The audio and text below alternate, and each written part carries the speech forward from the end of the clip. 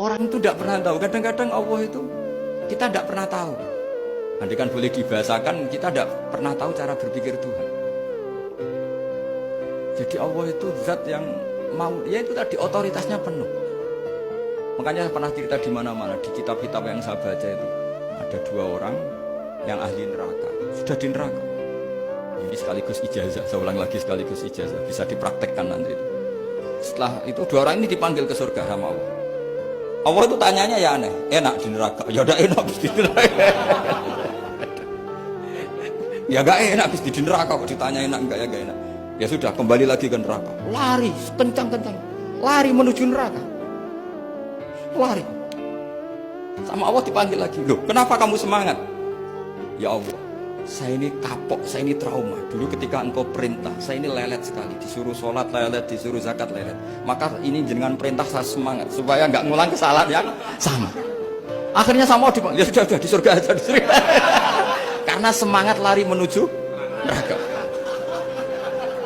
Maka ini ijazah nanti kalau di mahsyar ya, kamu dipanggil, ayo masuk neraka, harus apa? Semangat, semangat. Harus semangat. Oke Gusti, semangat. Lah repotnya kalau nggak dipanggil lagi.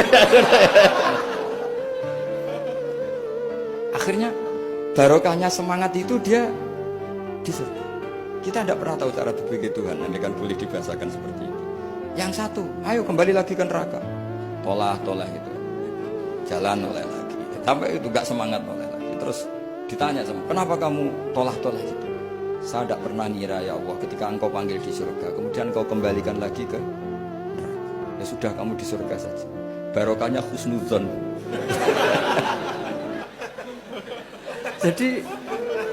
Jadi Tuhan itu unik.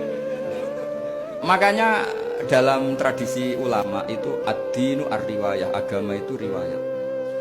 Sebagian diredaksikan inna hadzal ilma dinun fanzuru amman ta'khuduna dinakum. Agama ini, ilmu ini agama, maka lihat riwayatnya.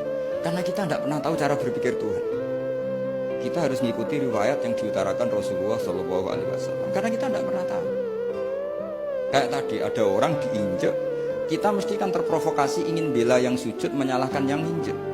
Tapi ketika yang sujud mencatut nama Tuhan, Allah tidak akan memaafkan kamu. Itu Tuhan tersinggung karena sifatnya direduksi satu, diambil satu, disembunyikan satu. Loh ada kan dia begini mungkin malah Allah maklumi. Saya tidak akan maafkan kamu. Enggak apa-apa Allah, kan saya. Kan tidak mencatut namanya Allah. Selama hidup saya tidak akan maafkan kamu. Allah nggak akan tersinggung. Karena dia sebagai manusia tentu punya dendam, punya rasa mangkel, punya emosi. Tapi kalau ketika bilang Allah tidak akan maafkan kamu, berarti dia mencatut statusnya Allah. Dan Allah disifatkan hanya satu dari sifatnya Allah, yaitu hanya sifat menyiksa. Padahal Allah punya sifat memaafkan.